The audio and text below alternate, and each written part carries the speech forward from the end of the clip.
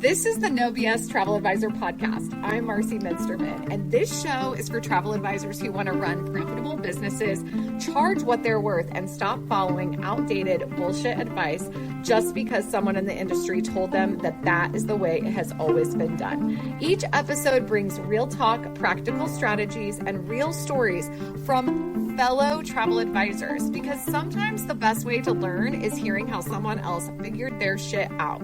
So let's get to it. Hey guys, welcome to the No BS Travel Advisor podcast. Today is so special to me because my guest isn't just a travel advisor. She is one of my real life friends, even though we haven't met yet.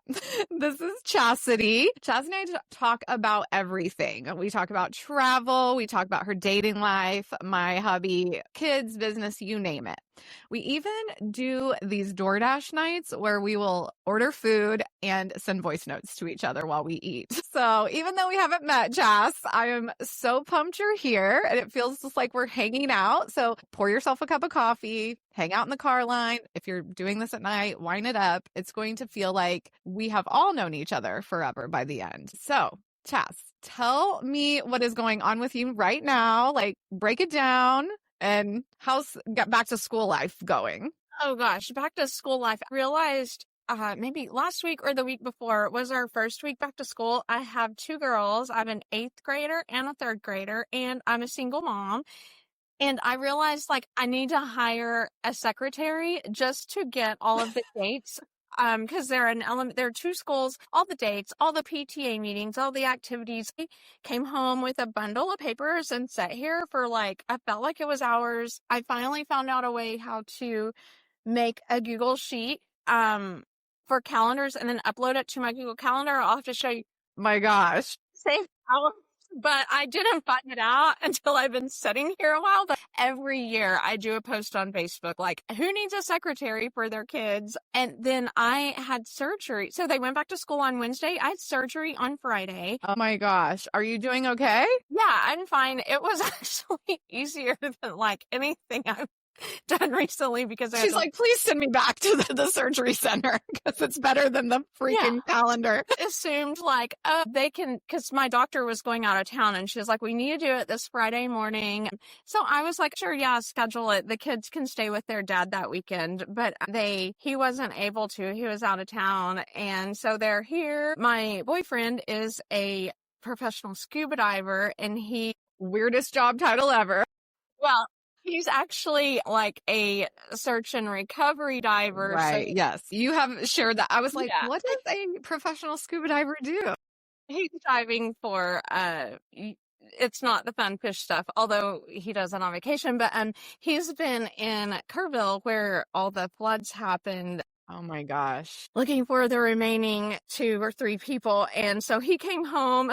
That's gotta be emotional for you guys when he's there, but then even when he comes home, decompressing from that. Yeah. So it's really emotional for me. He's done this for a long time. So I think he is really able to compartmentalize it. He doesn't come home and talk about work on a daily basis unless it's crazy. And then I'm like, did you get to take pictures? And then I'm always like, if you would just let me start a TikTok, we would be rich with this with the scuba diving search and rescue. Yes, people would love that. Yeah, I know. Yeah, on our first date, I was like, wait, you kind of work in true crime and your grandma lives in Delphi? What? Yeah. She does not. Yes, she does. How have we not talked? Have we talked about this? Yes, because everybody knows somebody from Indiana. I do know everybody has an Indiana connection. It's the weirdest thing. His parents live up there right outside of Delphi, 6 months a year. And so we visited last summer, last 4th of July, and I went to the bridge. I went to the CVS. I do remember talking about this. Grandma lived, oh my gosh, catty corner from the guy. So I'm like, drive me by that house. I'm taking him. Because Delphi's a small, tiny Indiana town. There's probably 3 stoplights. Yeah. And so we went, and they still have the one to we're looking for this guy hanging up. And oh my God.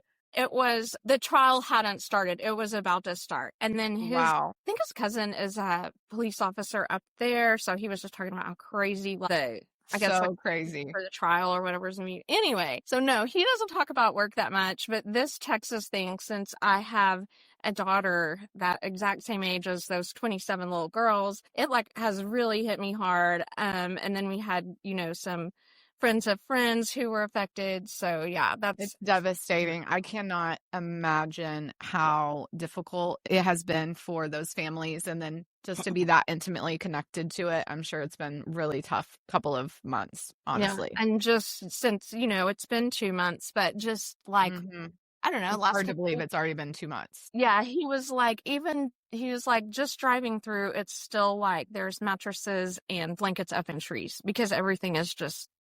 Yeah, I mean, that's kind of how it is here when a big storm hits and people are like, we've talked about this before too, just that when you're dealing with vacations and you live in a vacation destination like Florida, where I live, and even parts of Texas, it's like you're like, we live here. We're like still recovering, and you're asking me about whether or not you can come visit. And all I see is our news updating that, they have sand still 3 feet in their buildings. So it's like, hold on, just take a breath. And I know that area was a popular tourist spot. Yes. So it's going to be a bit before people can get back to it. That was something crazy to me because one evening he was like, we're in line to eat at a restaurant. And I was like, why are you in line? Who's there? And he was like, well, this next town over where we're staying, it's Fredericksburg. It's very tourist. He was like, people are still visiting here. It was not hit. And I'm just like, that doesn't even yes, because we're seeing the craziness. And then down the road, they still have the wine shops and people are.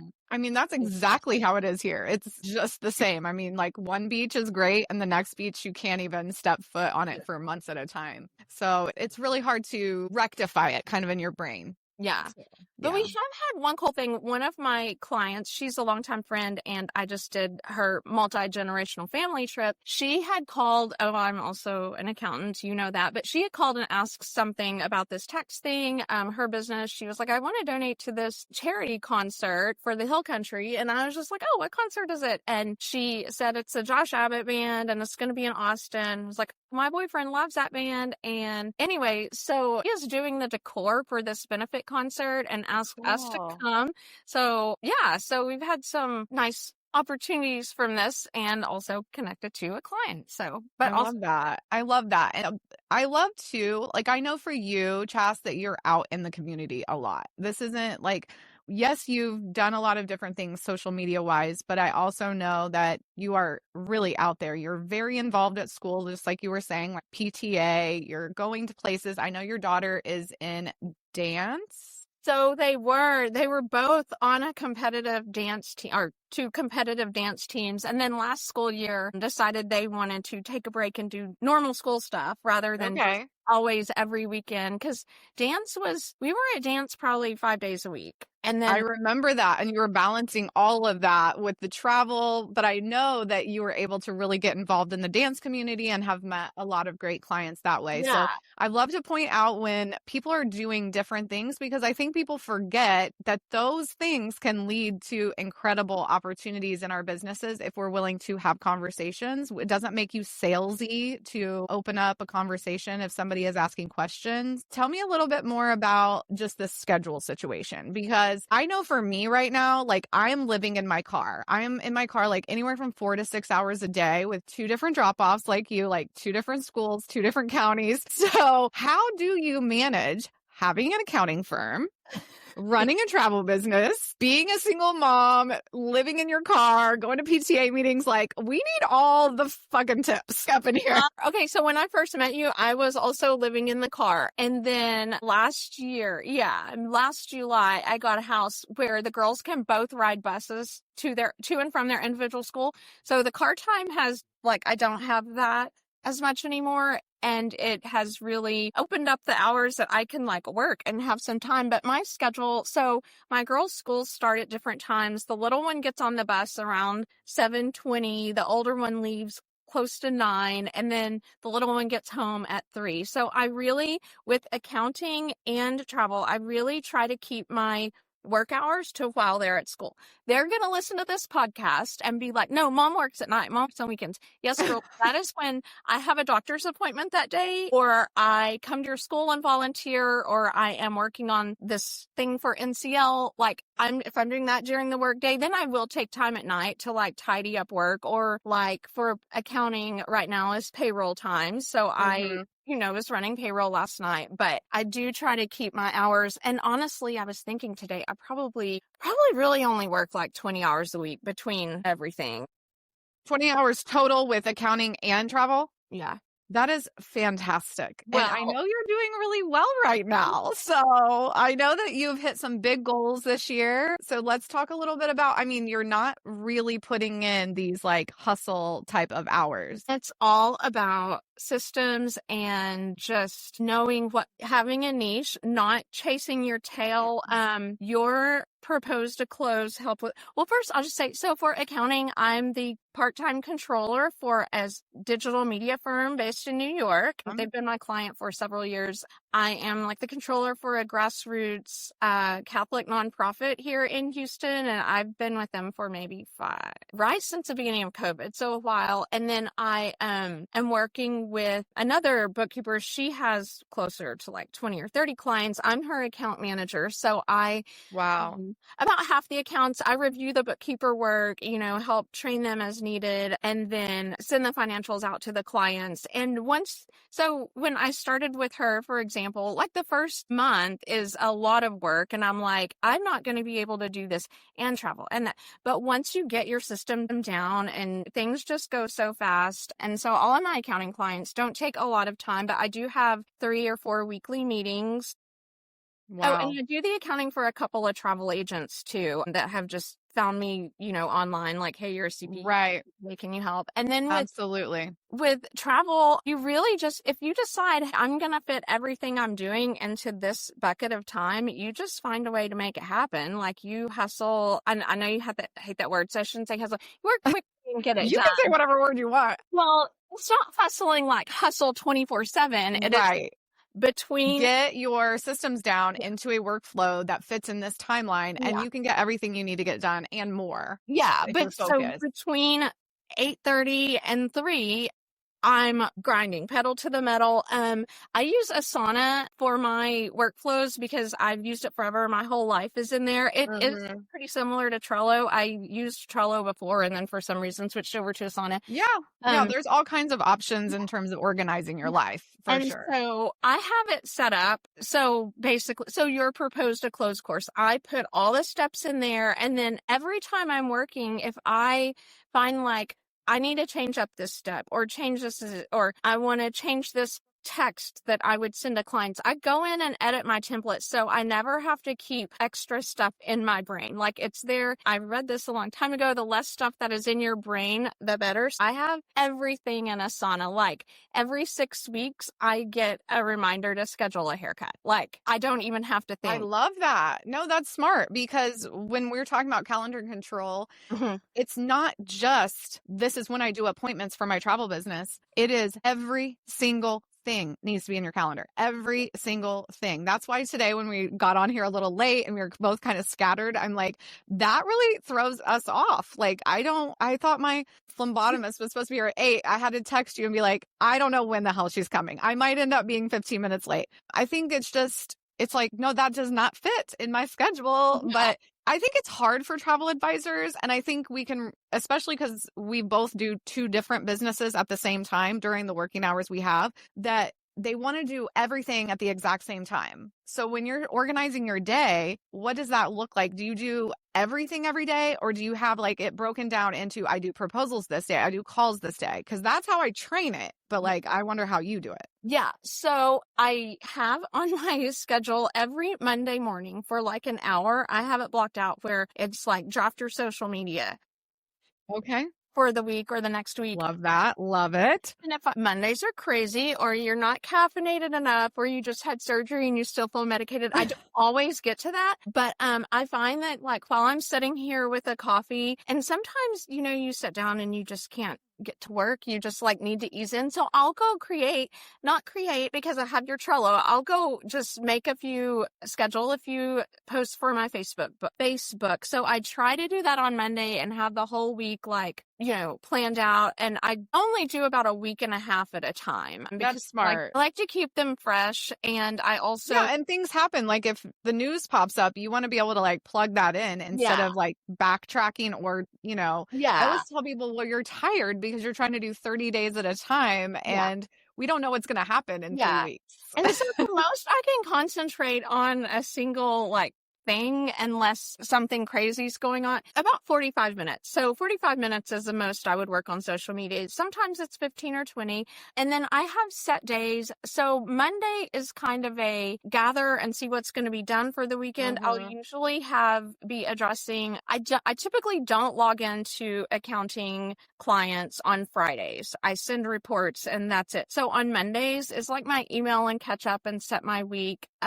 Tuesday morning, I work on accounting client A. Tuesday afternoon, accounting client B. Wednesday, I have my schedule set up this week. The past couple weeks have been crazy, but I'll only do client calls on a certain day. And then I dedicate like, okay, this day is for travel. And unless I have people traveling, I'm totally okay with when they text or email saying, okay, I'll get this to you Wednesday. Or, this is going to, but like Monday, I was chatting a lot with the current bride that I'm working with because I made her little website for booking and stuff. And she's a nurse. So she will a lot of times text or email at night. And so we'll get to this, but I was on a groove with that. So I was like, I'm going to work on this after my kids go to bed. I'm so excited to get it finished. So, but I definitely have set days. Typically on a Friday or a Monday, I'll decide what I'm going to work on each day. So it's not like always on Wednesday. I look at like, when do I have outside of the house appointments and who can I slot in there? So it is time blocked, but you do have to decide that ahead of time or you will just work and not get anything done. Like you have to say, I'm going to do this. And I am a procrastinator to the max. So if I'm like, crap, I have to get this done this week, but I have until Friday. Well, I'll wait until Friday to do it because I work great under pressure. That's not habit, but I know that that's my slot and it has to get done. I love that though, because it really shows that you can be flexible within the boundaries of the time blocks you've allotted for travel. And a lot of people are always like, Marcie, how do you time block? And I'm like, it's not a matter of blocking actual like 15 minutes for this, 20 minutes for this, because our jobs, every single task has its own workflow. So it's like you do have to learn your style, your workflow, and then of course within that decide which days you want to do those tasks. And I think a lot of travel advisors will sit down with their email and they'll try to do email at the same time they're building a proposal, or they'll be doing, their phone will ring, and instead of letting it go to voicemail and returning that call, they'll answer the phone and be on the phone for 40 minutes, and then all of a sudden their whole workflow is thrown into a loop. And then they're like, where did I leave off? And that's where mistakes can really happen. And that's where even someone like me, like everything was in my head. And Mary Beth Lynn is the one that was like, with the assistants at work, she was like, you cannot run your business inside your head. If no one else knows what's going on inside your head, your business is not actually growing or scaling. And you're going to, well, we just call it burnout. Like you're going to burn out, or you're going to make some horrible error that could cost a lot of money. And we don't have time for all that. Like we're already doing so much. But before we keep talking about that, I want to talk about your love of romance travel, because you've been talking about the wedding thing. And I know before we got on here, we were talking about a client I referred to you, and how is she from Indiana too? Yes. Yes. I mean, so like our crossover is amazing. And I do sometimes pass out some good referrals, because you said she has 30 rooms booked. So when you're managing your weddings, is everything just in a certain flow as well, and how you communicate with her and doing those types of things? Because I know weddings can get stressful, like planning them. I mean, I'm done doing it. Like, girl, I loved doing it while I was doing it, but this was one of the first referrals I gave out after I retired from the wedding sector. The destination wedding sector took me down. I've retired from weddings. Yeah. So, and I remember when I started coaching with you, that very first call we had, I was like, I really want to do weddings and honeymoons, but I am divorced. I'm single. I don't know that I was dating Jared at the time, but I was like, I can't remember. how can like a divorced single mom sell weddings? And you were like, so yeah, we had to work through some of that imposter syndrome and limiting beliefs because you love it. Like you're so good at it. And yeah, so I knew that's what I wanted to do. And because I still believe in love. Yes. We have Jared now, so we're happy. Wedding was a destination wedding, but in Telluride, Colorado, not on a beach. And I did that. It was small and not like weddings of today. Like I had a wedding planner up there who handled everything. So, and I love adult all-inclusives. I just love I love working with groups. I love getting to know the couple. And then when their friends and family come in and meeting them, and it's just like a blast. I mean, the last wedding I did, they got married the beginning of August. The aunt and uncle invited me to the wedding when I was on this. Yeah, booking their flights. And I texted my bride Zoe later. I was like, hey, did you know Eli's aunt and uncle just invited me to y'all's wedding? And she was like, well, what's one more? You know, I was laughing, but they just are like, cute. Yeah, we were on the phone and they're like, so you're going to be there, right? And I was like, no, I don't really come to the weddings. I know. People would always ask me the same thing. And sometimes I was like, got really close to my couple. And I did go to a couple of weddings, but I was like, I am here as a guest. I'm just going to like sit at the very back table. I know. Some like flight craziness and stuff. So I wasn't there because I would have been scrambling. But yeah, and then I don't even know Alexis and Kaden other than from being on the phone and text with them. And when I set up on Monday, I set up their wedding website and we're still working on it. But she was like, oh my gosh, Elizabeth, I'm like, I want to come now. Wait, you set up an entire wedding website. We love this. What does that look like for them? And how does that work into the schedule? So I allotted time for it. Okay, so for the same way that you have a workflow for a booking for an FIT, I make one for a wedding. And 100%. It's a template, and I feel like maybe every time I'm doing one, I'm changing timeline or adding things to it, but it's basically like you have the couple inquiry, you secure the wedding date, you pay the deposit for the wedding date, you get the room block. It's all this. Now they have their room block. They're getting ready to save the dates, and love that.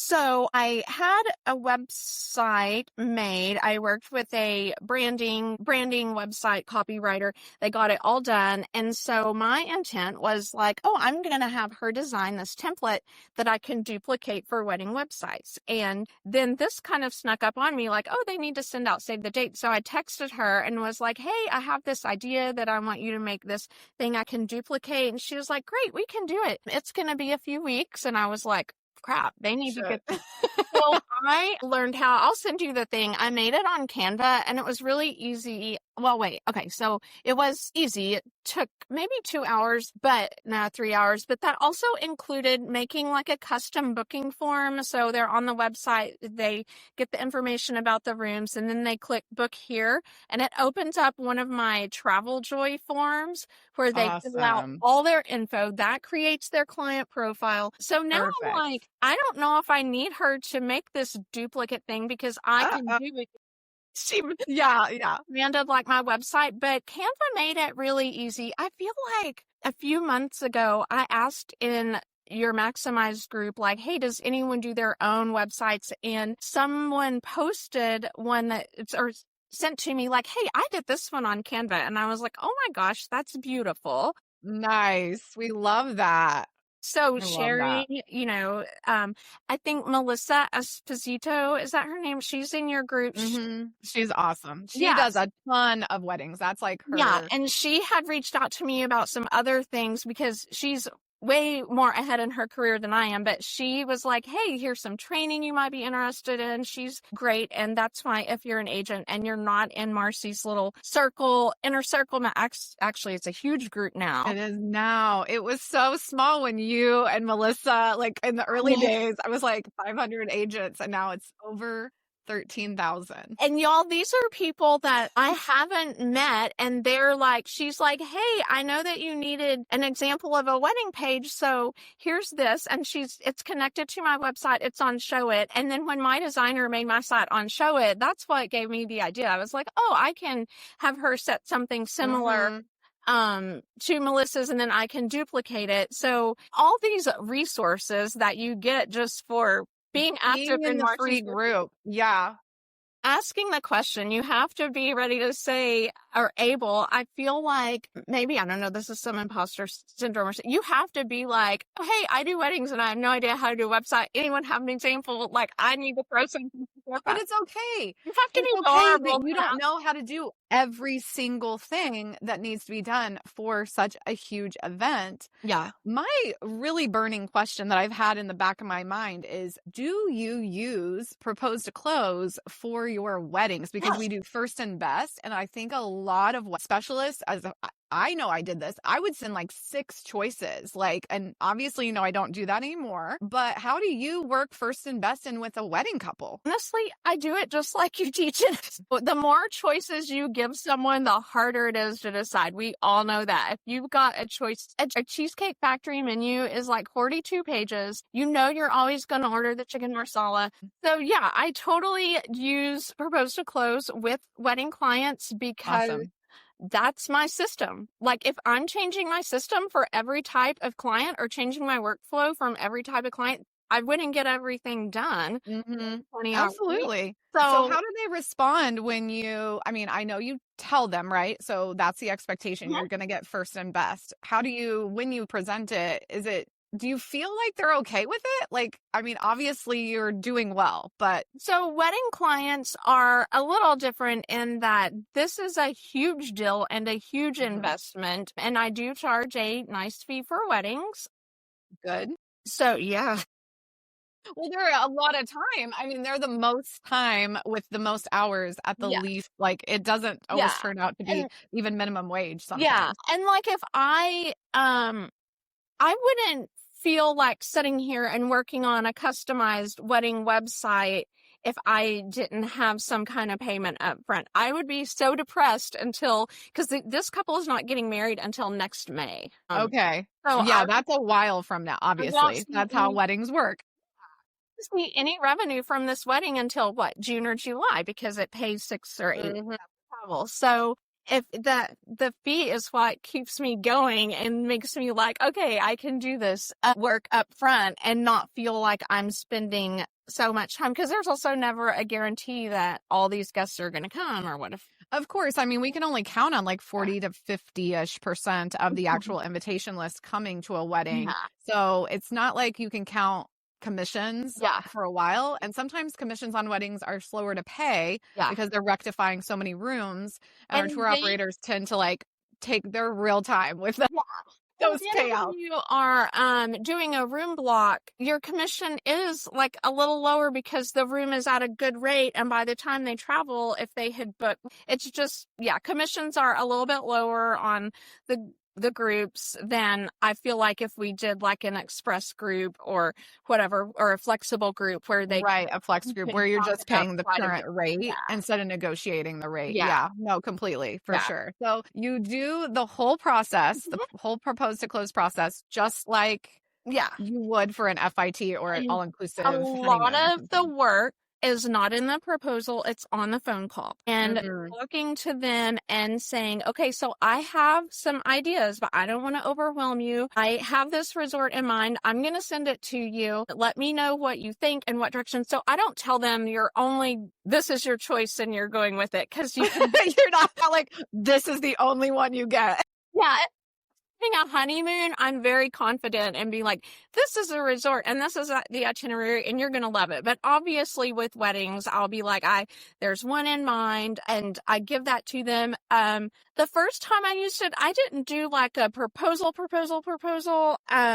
ran ideas by, because they had an idea, they wanted it in Cabo, and I had to get their expectations for their wedding. I'm like, you're not going to be able to swim and all this. So they ended up not going with Cabo, but that's when SLS was new. It was not open yet. And I said, there is this brand new resort, and I think that it's going to fit what you want, but I don't have any wedding pictures of it. I don't have any experience. They're not open. We can't even start planning it for like a month, but I think that you're really going to love it. And you'd be like the first or second wedding there. And they were, and it was wonderful.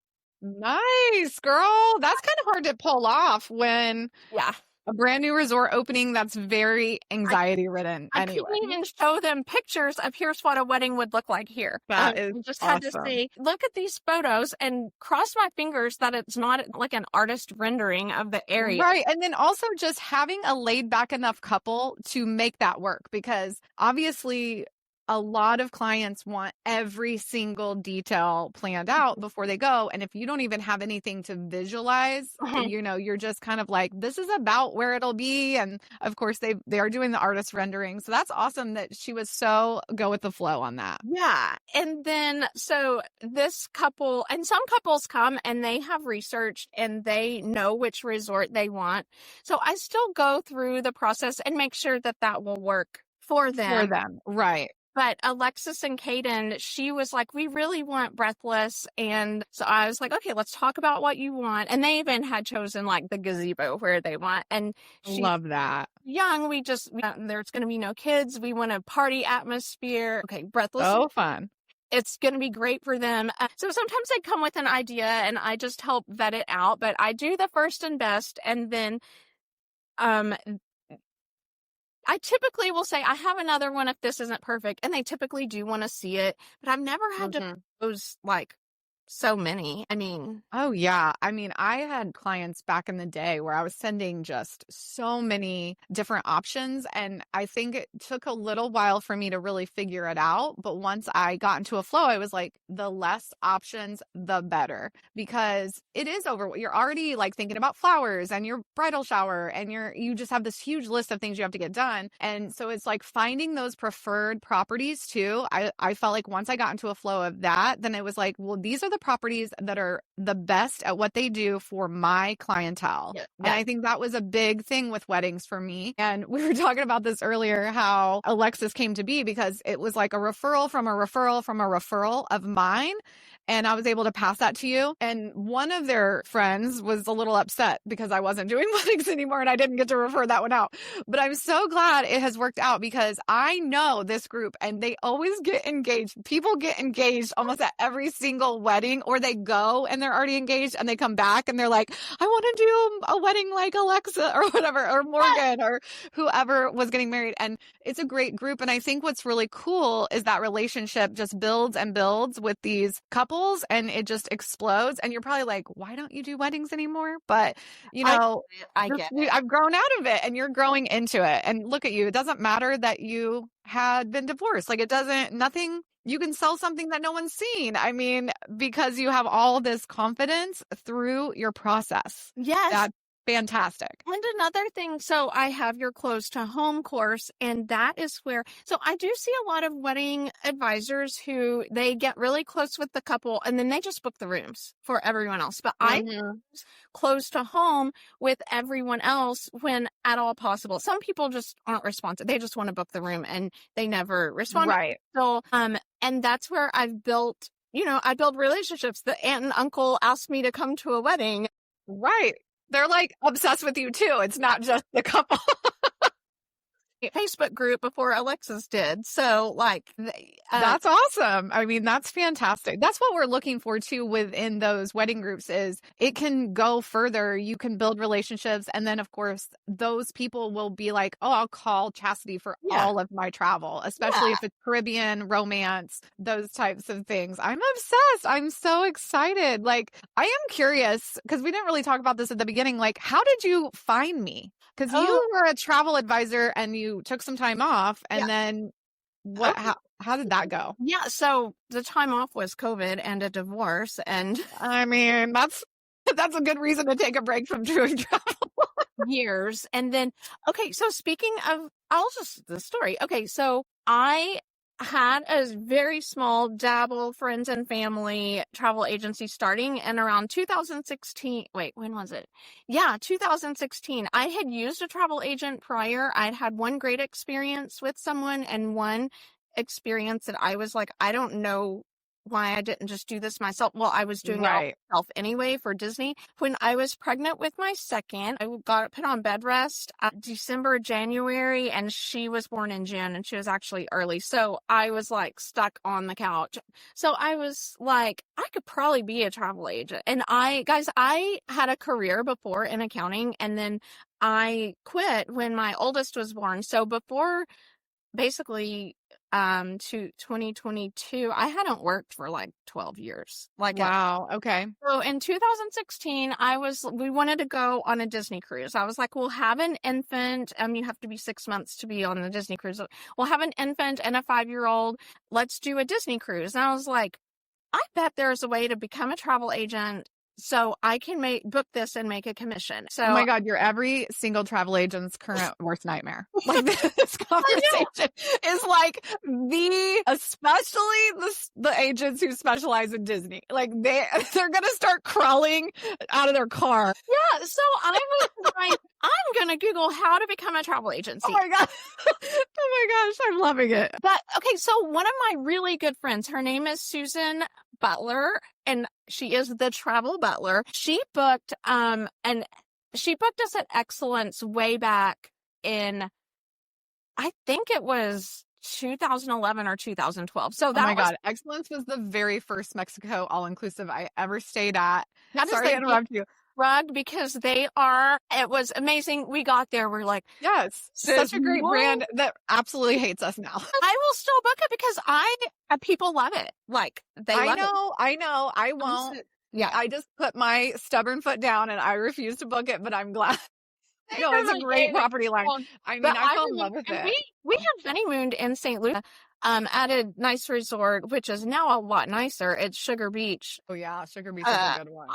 My ex-husband, I feel it was just a couple weeks ago with the girls, we were at some event and I was like, hey, remember where we went in St. Lucia for our honeymoon? Look at it now. It is like so nice. And he's like, dang.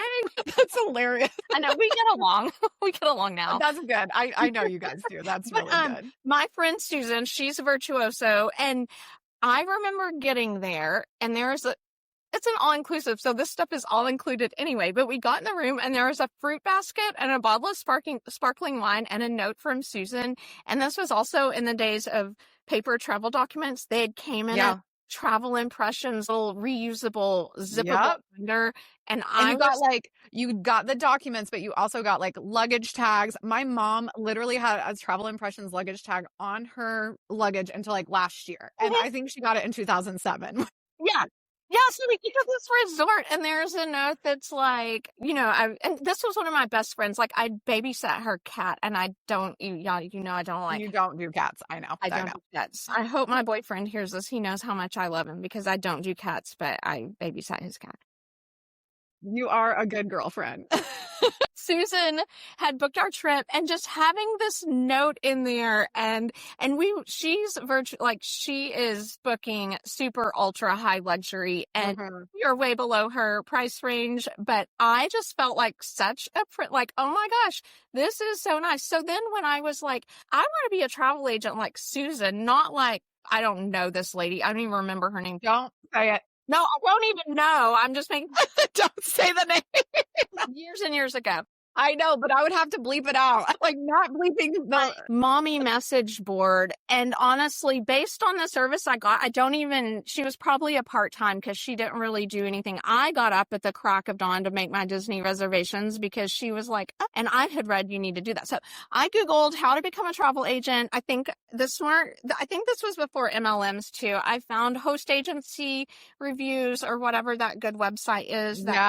Yep. We love her. And I found an agent, it was legit, big agency, good, low fees. Everybody knows it. We like it. We love it. It signed up with them for, I want to say it was like $19 a month. Book my Disney cruise. I'm like, yay, I'm getting, what is it, $600 or $800 back from this or whatever. Mm-hmm. And then those what is it called? The fish extender groups for Disney group. Yep. I joined Yep. one of those and met people, and I wasn't advertising I was a travel agent or anything, not even to my mom, because I wasn't. I just booked our trip for the commitment back. But someone in that group was like, hey, we need a travel agent for our next, our next Disney cruise or whatever.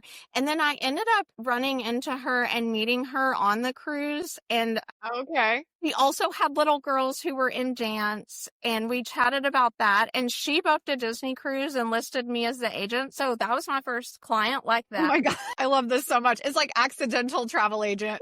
Yeah. moment. I was like, well, it's a Disney cruise. I can do that. So I did that. Then so a few years went by. I was just dabbling. Like, I had a friend, Right. his wife, his family, his sister's family, and his parents would do a big trip every year. He liked to book on Expedia because he got the point, like, apparently you get points for Expedia. Oh yeah, it's like you do. Yeah. And Hotwire's like that, and book like hotels.com has a club. Like, you can get like the 10th room free, stuff like that. He was like, I need help finding a resort. I'm like, I can book that for you. And he was like, no, I'm booking it through Expedia. And I was like, well, pay me $250 and I'll tell you what resort to go to. I am obsessed with this. Wait, this was what? This was what year was that you were like, I'm going to charge a fee? 2017. I'm obsessed because we were definitely not on the fee train back then.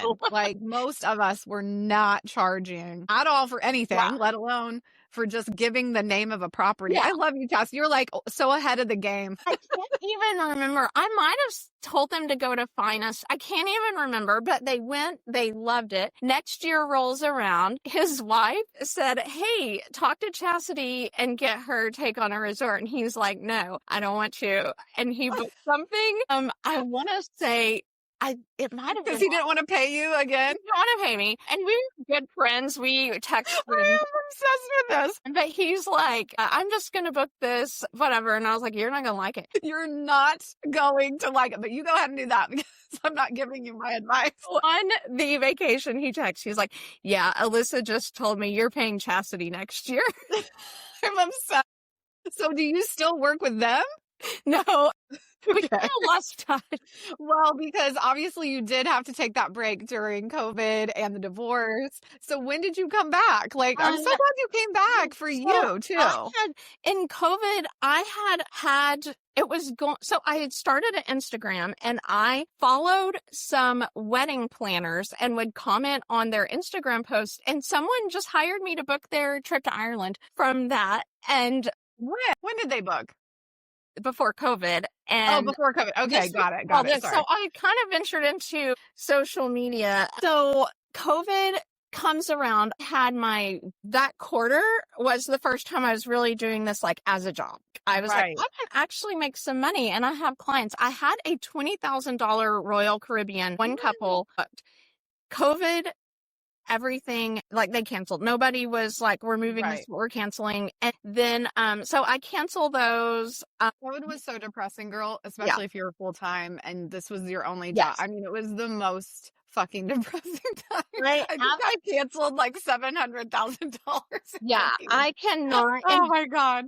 I luckily was married at the time and my husband was a breadwinner. This was just going to be like my fun play money. It's still depressing. It's like, it was, and looking at it like, where am I gonna, and you still have to do the job. You have to process the cancellation. You had to remove it from your books, follow up. The one that really got me and made me just like, I'm not doing this anymore. It was a referral from a friend. She said he was a younger couple. They were in their 20s or 30s at the time. And he had a brain tumor, and they GoFunded me a trip for him and his wife I think they were just driving into New York City and staying for a bit because he couldn't fly. And they asked me to plan it. I did that, and it had to cancel for COVID, and they didn't get to go. He passed away, and I just was like, I'm not. So sorry though. That's a hard one. I can't even handle this, so I'm not doing this. And then Had to homeschool my kid, work on my marriage, all that stuff. So just travel agenting, no. Then This travel agenting, it became a thing of the past. yeah. And this is why I still have the handful of accounting clients, because I went through COVID and now I am the only income, and I can't, like, if something happens, I can't only have travel. So I'll always have the handful of accounting clients. And I know That's smart, Chassie. Having two streams of income for Yeah. most of us is smart. I mean, I think a lot of travel advisors either have another career or they might be doing other things to have streams of income because it's so unstable. Yeah. And I think COVID really woke us up. It It woke me up. So it's important to have a backup plan. Yeah, there's just no guarantee. It could just be like a worldwide safety.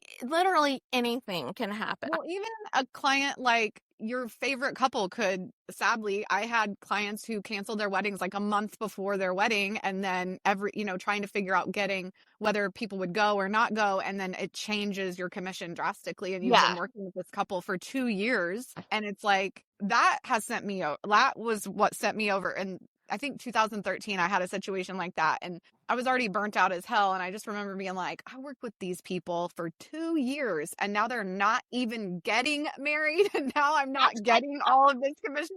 Because then you're like, at least I got $1,000. Right. Yes. And back then, I will never forget asking my agency owner if we could charge $50.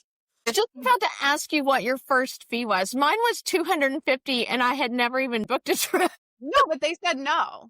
They said no. So I did not charge a fee until June of 2020 to do travel. So yeah, girl, I did hundreds of weddings before I charged a fee. That's why when I proposed to close, I was like, you can do this without a fee. Because I knew how to sell without the fee, like first and best and doing all the things and getting hired without the fee. But with the fee makes all the difference. Oh my gosh. Wild. Because I was quoting like 6 or 8 properties and I'm like, I'd really love to charge like a $50 fee for this. I mean, I literally property. It's so depressing to think about how much time and energy I spent just for absolutely absolutely zero income. Because the commission does not make up for the 2 years of work. It just doesn't, sadly. I mean, I wish it did. I wish we got so much money, but we don't. These resorts don't pay. With the fee probably doesn't even put us at minimum wage for 2 years. And you have to love your... Oh, and I was only on a 70% fucking split. Yeah. So like 30% of the money I actually made, which obviously that's the way it goes. Hosts and agencies, they charge up, and that's okay. I don't mind a commission cut, but it was so high that after 2-3 years of that and doing so much work, it just felt like you were getting shot in the gut every time especially if somebody canceled or ghosted you after working with you for 3 months or whatever. I mean, it was just so when I came back. And of course, I came back right before COVID. Like, let me restart my business in 2018. And by 2020, it was like up and going, I was like all the way back in. Had to move 5 weddings out of 2020 into 2021 into 2022. Job. Just moving them, renegotiating contracts. I made far less money because the rates were so bad coming off of COVID. Oh my God. And I wasn't charging fees at that time. So oh my God, girl, I could talk about myself all day. So we'll go back. Go back. So you took some time off during COVID and got divorced and had to come out of that. For how I even came back into it. I will say accounting, this might blow your mind, but accounting is actually really boring. I'm shocked. So long, and I'm so familiar. I'm meeting with them every week and going over everything. So I'm so familiar with it. There's no creativity in accounting because you go to jail. It just felt like I needed something, and I was single, but I guess I didn't really have like a hobby besides working out. And I feel like I've discovered lately, I think I'm just very entrepreneurial minded. Like if I'm going to love it hobby, if it's going to be fun, if I can travel, if I can meet people and make some money, why wouldn't you do that? Why wouldn't you do that? Why would I make a craft or something that is just going to be junk in my house I'm not going to use? So I was kind of, let's see, what? I did. I signed back up with that first host agency maybe, but I was still like, it was more just like, I'll just work with my friends and family some. And, so this is crazy. Dance World. Dance met a friend who I was like, she was sitting there. She's like, hang on guys, I'm on my laptop. I'm working on some PTA stuff. I'll be with you in a minute. I'm like, I'm on our PTA board too. I was like, is that like, your volunteer work? She's like, well, I'm a travel agent, but I'm a retired CPA. And so we were like bonding. Oh my God. It was like besties in the moment. I stayed in touch, and the girls she and I, we had another mutual friend, but this mutual friend was like, hey, did you know that Amanda filed for divorce on the exact same day that you did? And that is so fucking weird. So I called her and she's like, yeah. And so we became buddies. And then I was like, I used to be a travel agent. This is crazy. I booked a vacation for me and my girls through her. Okay. Then I was like, I'm just going to fire mine back up because I still have some of these old contacts. Like I've lost some of them, and plus the fee for outside agents was like so low. It's like $29 a month. Yeah, it's really affordable to be with OA. I'll do this. But Amanda is one of my best friends. We say we're Thelma and Louise. We've done camps together when she had some free rooms. We went to the Dominican together. We're on the same holiday kids schedule. So the first year that neither of us had our kids with us, we took a week-long cruise for Thanksgiving. We woke up on a different beach every day. Love that. So many memories. Our girls, my oldest and her daughter's a couple of years older, but they're like besties. There are times when Allie will text Georgia and be like, OMG, your mom's over here again.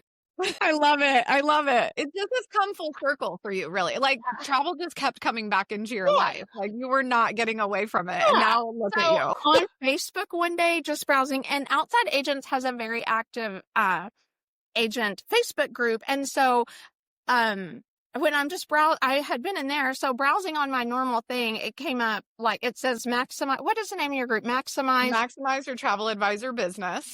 Build a profitable TA career. Yes, That's the whole thing. If you need to Google it, it'll come up though. It'll come up if you just put in maximize travel advisor. It'll pop right up. Yeah. It came up on my phone as like a suggested group, and I sent it to my friend. I was like, "Hey, I'm going to join this group. I don't know if this girl knows what she's talking about or not, but talk about imposter syndrome when I started that group. I did not want to start it. I was like, who is going to join this and like listen to anything I have to say?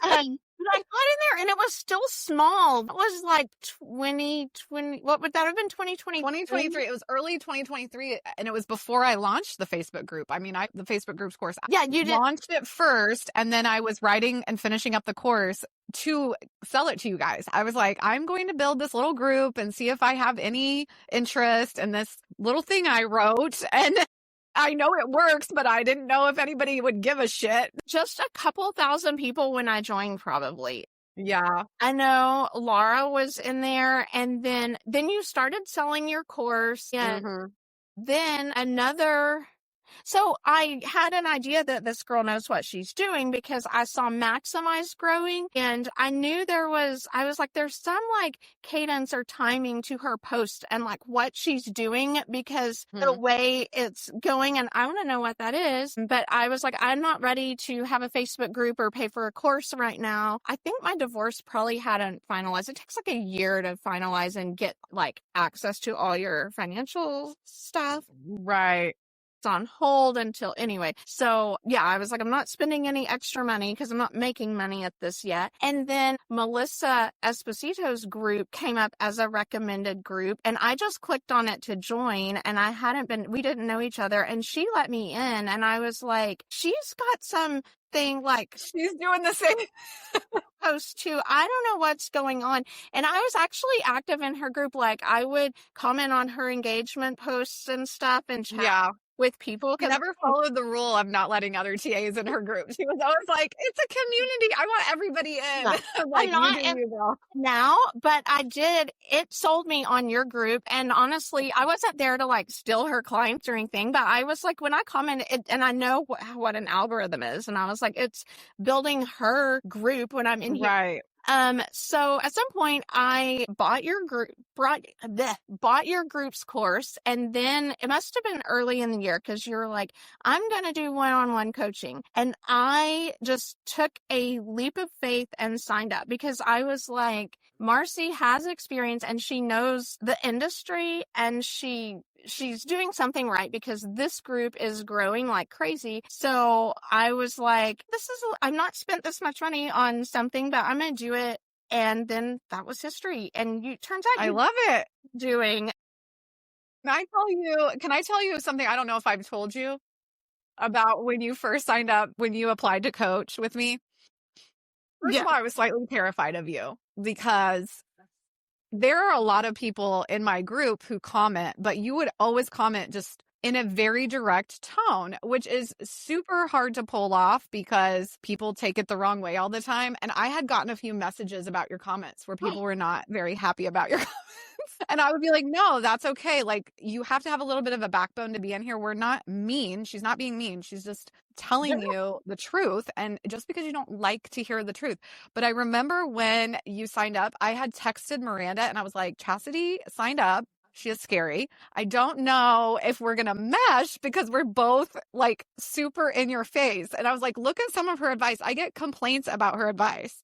That's crazy. I don't even remember who it was. It was that long ago, but I didn't ever want to tell you that because I didn't want you to change. But I'm having this memory flashback of telling Miranda I was slightly terrified to say yes to your application. I was scared because I was like, we could really butt heads, but I'm hiring her as my coach, and I don't even know how to describe it. But when I'm hiring you because you're direct and because you're going to tell me what to do. I don't need someone to mom and nice me. I need exactly. Your personality one-on-one is like this, like we're. I don't know how to do it otherwise. I was like, it is weird though. But I had someone asking. I don't know. They had emailed asking for advice or something, and I was like, "Well, I think you need to touch base with Marcie." And they're like, "No, I'm terrified of her." I was like, "I don't want to get." She has never. I literally respond to every single DM that I get.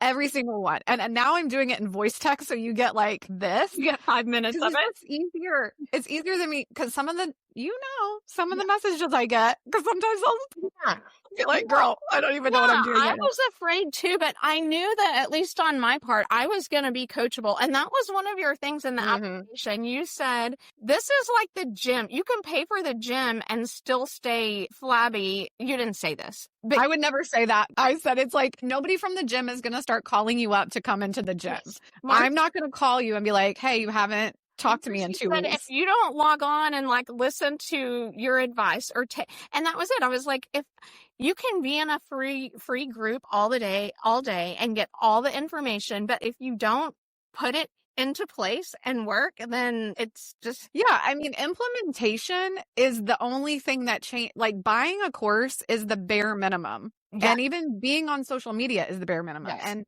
reading a post and answering a post, it's a bare minimum. It's posting a post. Miranda said that last week. She's like, some people think just posting something one time is supposed to convert, and posting to post is literally the bare minimum. And so we like got way into that. But it's like, if you're going to invest in yourself and you're going to invest in this course, I mean, I had to go live and propose to close last week because people will message me and say, I haven't finished the course, but I need help. And I'm like, please go fucking finish the course because I answer all of your questions. And the one thing about you, Chas, is you've always done everything I've ever asked you to do. So even though we both are very direct, it's like, well, you're not going to have results if you don't try the thing I'm asking you to try. Okay, y'all, let's pause for a quick break.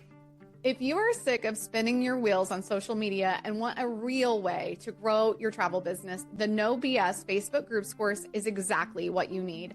I have been running my business 100% inside of my Facebook group since 2018, selling $600,000 to $1 million in gross sales a year, working just 20 hours a week. And now I'm teaching you how to have the social media business that grows your network and brings in your most aligned clients. This self-paced course is built specifically for travel advisors, covering everything from starting your group to boosting engagement and connecting with clients using my proven 3-pillar strategy. Plus, you'll get access to my members-only Facebook group and reusable content calendar through Trello to jumpstart your business. I know you're ready to ditch the social media hustle. Grab my course now, and don't forget to check the show notes for an exclusive coupon code just for my podcast listeners. Okay, now back to the pod. You can't pay for the gym, stay at home and watch TV and get a 6-pack. Correct. Like And your business isn't going to change unless you change it. Like I say this all the time because somebody asked me, I think it was even a couple weeks ago, they were like, I bought your course in July and I'm not having results. And I was like, okay, well, where are you at? Like I always ask questions like, where are we going? And she's like, oh, well, I've only finished up to module 2, but I tried it once. And I was like, what? You haven't actually finished it. You haven't done it. You tried. I really care about your success. Like I care so much, so much more, I think, than regular coaches. Yes. Because I never abandon you. You can message me, you can post all about it. But if you don't actually take the investment seriously and actually do the time. And even right now I have like, you know, my wait list open for a new groups course. And it's like, okay, I can't come to 5 of the 6 calls. Can I be on the wait list? I'm like, no, because this is how we're doing it. Like, if you're not on the calls, you're not actually taking the course. And there's only 44 spots. Please don't take someone's spot if you're not going to show up. I'd be disappointed if I joined and I get on a call and there's only 4 people there because we're supposed I'll lose it. I will fucking lose it. But yeah, I mean, and that's one of the things, you know, you and I would always talk about just your value and how, and this is, I really want to not miss this in the pod today. Like you and I used to talk about your dating life and how it was like almost exactly like you would come in and tell me about something and I'd be like, oh my God, it's like travel. Like you have to set a fucking boundary with this dude. Dating is like sales, and Marcie and I would go back and forth on text all day long being like, oh my God, another dating is like sales. And I hate that they were voice texts and we didn't write them down because I know we have missed out on that time of our life, but it's true though, because you're in this moment of like trying to get to know somebody, and if they don't take you seriously, if they don't, you know, if you can't set a boundary, or if they just want to take you to coffee and not to dinner, it's like, well, girl, maybe they don't really have the money to be dating you. And now we just take that energy into travel. Like if they can't value your time and your energy, then they're not the right client. On some mindset podcast a long time ago, it's actually, some of their episodes are really great. It's called To Be Magnetic. And they had always said that your love life and your money or career life, they grow in tandem. And it is all about like recognizing your worth. And when I started putting my foot down with red flags on Bumble, I started being able to better vet what I was doing in work. Like once, it's like building a muscle of setting boundaries and telling people, no, thank you. Or thank you. I think a lot of people fear that boundary setting is like mean or how it's presented, but like what's really great is it doesn't have to be that way. Yeah. And like we can set a boundary through our travel conversations, through dating, like without being a bitch, basically. And so that's actually a skill set I teach in Propose to Close, because so many people get so freaking mad about the random DM. And I'm like, be so grateful for the random DM in travel, because it means they know you're a travel advisor. Check fucking mark. That means you're doing something right. And they want your opinion, which means in some way they believe that you know shit. So at that point, if just because they rolled up doesn't mean you have to give everything away. But when you do give someone the benefit of the doubt, which sometimes in dating you have to as well, right? Because it's like, I don't know you. I don't know how this is coming across. Always. It's like, yeah. I mean, I haven't dated in years, but I remember like sometimes you just have to be like, that's not for me, but you're a great person, like on with the next thing. But I think people get so frustrated because they're like, I'm not working. Marcie says not work for free, so I'm just not going to answer. I'm going to go. I'm like, no, that's not what I said. And so that's where help and release came in for me. Like, I do not do the bless and release. I don't understand it. I'm like, no, we help them and then we release them in the most casual, kind way. Like, it doesn't have to be stressful. It needs to take less than 30 seconds. You send you get a message and you're just like, this is not for me. I'm not doing this. Yes. Totally fine. not a big deal. That part is fine, but take a pause and then come up with some response where you're not burning the fucking bridge down. You know, Because they might know somebody, and I don't mean to be like, sorry, I keep interrupting, but like, I don't mean to say, no, like they're not the right client for you, or like, what if, because I don't believe in the what if either. Like, who gives a shit about what if? But being the best version of yourself as a travel advisor is giving something and then saying, but this isn't right for me. This isn't right for my business. However, here's a little helpful tip, advice. Here's an article. Here's a podcast. Here's whatever. And then saying all the time. Yeah. Right. And it doesn't mean you're just being like, we're not just blah, like we're not telling some, if you get a red flag, it's like, okay, that's not for me. So I'm going to go try swiping left one more time. And I had actually written this down. Dating is like sales. Know your type. Like, know your type. Oh, I love that. It's niching. Yeah. Know your alarm client. Yeah. So I'm trying to think, I can't, now that I have a boyfriend, I have time. Okay. So I'll just say this. Every blonde haired guy I've ever dated in the past has not worked out, and that's fine. Work better for me. So we'll just use that as an example. They're my type. I need the tall, dark, and handsome. In travel, I need to know my type. I do this help and release weekly, multiple times a week. I do book St. Lucia. I love St. Lucia. I got a DM the other day that was like, hey, we're trying to do a really budget-minded honeymoon. I think maybe they said we don't want all-inclusive. We want to be walking close to stuff. Can you help us? And that doesn't bother me. And you're not my type, but thank you for thinking of me. I just said, hey, I really work with higher end and I don't have experience in St. Lucia with the non-AIs, but I think that you should check this area because you could be walkable. So if you find something nice there, I'd also just look at Airbnbs since your budget is just, $2,000 for the week or whatever. So I help and I'm like, thank you so much for thinking of me. And I'm sorry that I couldn't work with you, but I hope that you're able to find something with this advice I get. And that's I always say, like, just because it's not, everybody deserves to travel, but not everyone gets to travel with this particular travel advisor. There is a travel advisor probably for everyone, but it doesn't have to be you. Exactly. And that's how dating is, that finding your perfect person. It's going for everybody, but everybody doesn't get me. That's correct. And oh my gosh, I have never been on a dating app, obviously, because it was well before Eric and I got together and we met through friends. But at the time that I met Eric, I was living with someone and then we broke up and then I dated a few people for free food. I mean, like, that was my standard. If you were taking me to dinner, I would at least go because I was broke. I was working 3 jobs, but I had no money. And I had run up a credit card and had to, and you're like, I can't to pay it back. But it was like, oh, if you're going to take me to dinner, I'm down, but I'm not going home. So it's like, this is the standard. And I would tell them that up front. I would be like, not doing that. Yes. I've always been like this. And when I was dating younger, when I got out of college and started dating around, I just didn't want to deal with it. Like I was a waitress at a dive bar. So I got asked out all the time. Oh yeah. Okay. And, I think it's important to know exactly what you're going to do, where your line is.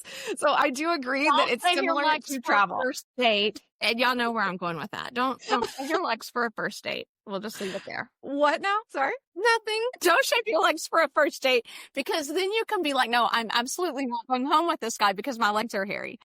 Oh yeah, don't shave your legs. I could have I totally missed what you exactly said. I'm like, so true though, especially, oh my God. Yeah. Now I never shave. Oh my God. We've gone too far, guys. Okay. Oh my gosh. A really good dating story that goes with cells or dating. All right, tell it. Let's go. Well, and this is something we should snippet this part out and put it on Maximize because people are going to get a kick out of this. And maybe they'll think I'm not so mean when I tell this story. Okay. I'm going to say the rule of how cells is like dating and then I'll tell the story, but don't give out your good stuff without a date. Okay. Okay.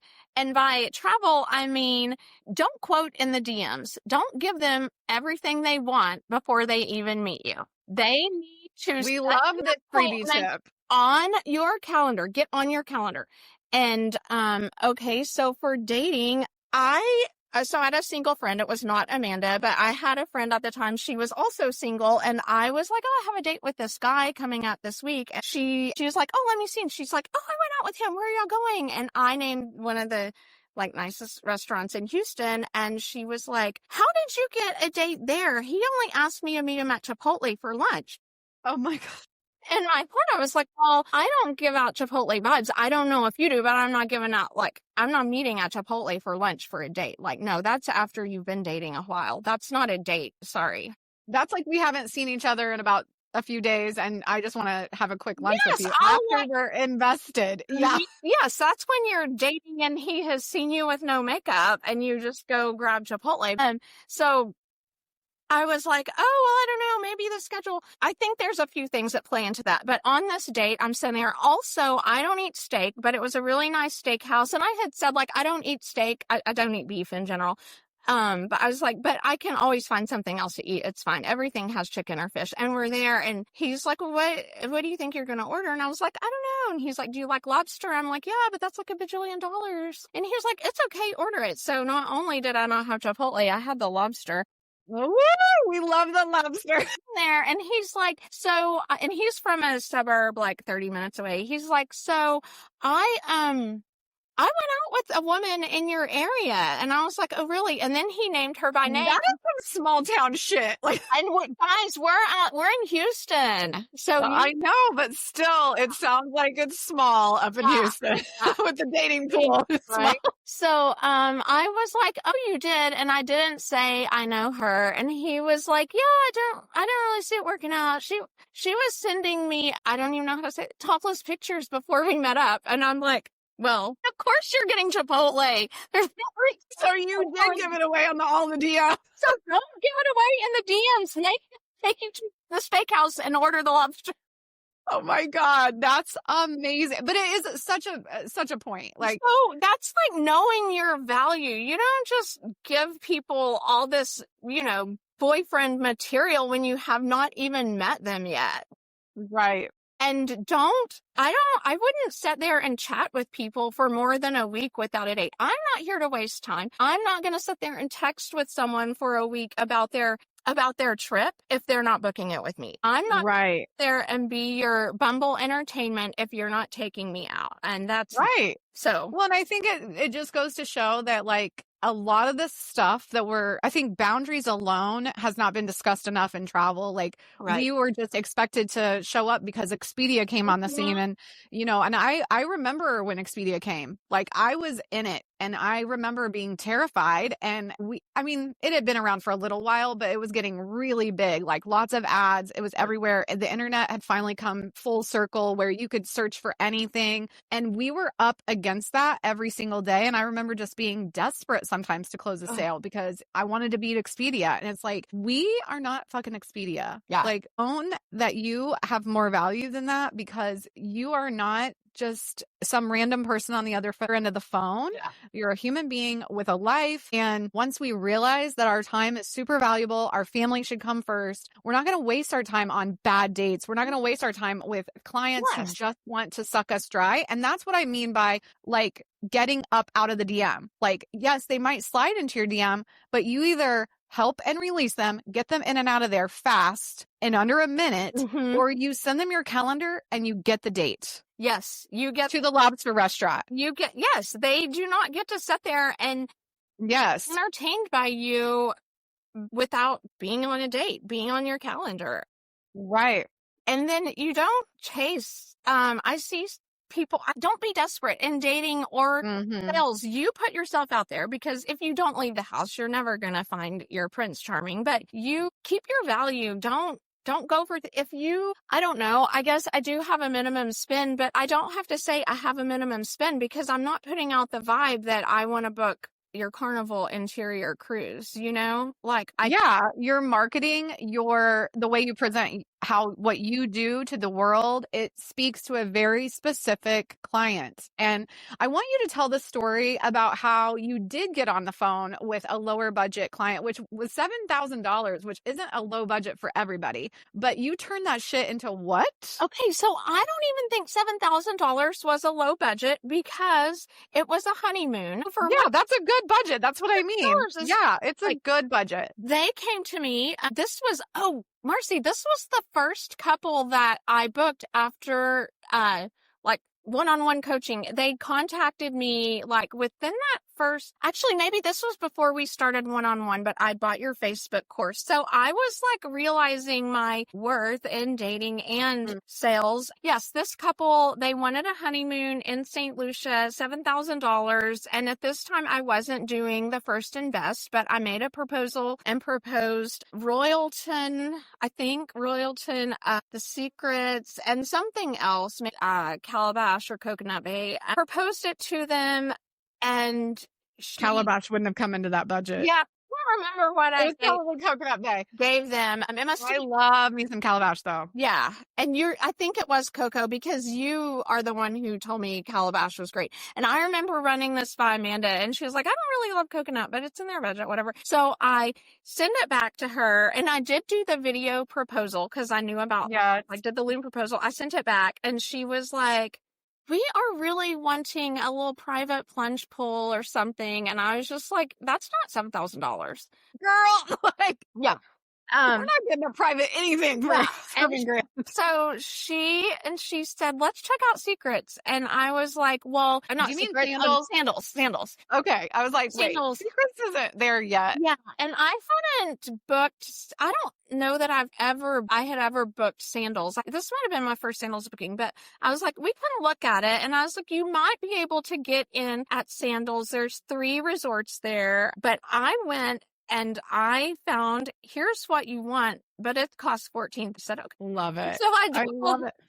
And that was because of that experience, I think maybe if that hadn't happened, when I learned from you first and best, I probably would have been skeptical. But since that had happened to me, actually, I just looked at this. They spent $16,000 in the end, not $14,000. It was $16,000. Wow. So we went from 7 to 16 on one trip, using some of those skill sets of just, this is how you have to explain it. It's not, you didn't make the price of that plunge pool. We did not. Yeah. Create that. This is what you want. You're wanting this plunge pool. And I think that they didn't even get a plunge pool. I think it was sold out. They ended up doing a swim up, but we want the Butler. And then, there's 3 resorts in St. Lucia, 3 Sandals right there. So I just had to say, like, this is the one that you would like. This one's mostly golf. I'd asked someone about the vibe, but then I knew, like, if you tell people this is what you asked me for and this is what it costs, they can take it or leave it. Your feelings can't be hurt if they don't want to pay for it. It's what they wanted. I'm not going to walk into a car lot. A car is a big purchase. Let's say jeans. So I like these jeans. They cost $300. I can't walk into Nordstrom and be like, I want this fit. I want this brand, but I only want to spend $100. They're going to be like, well, they're $300. And if you want mother jeans, you're paying $300. Right. And they don't get upset if I'm like, no, not today, or let me wait until next year. We can't.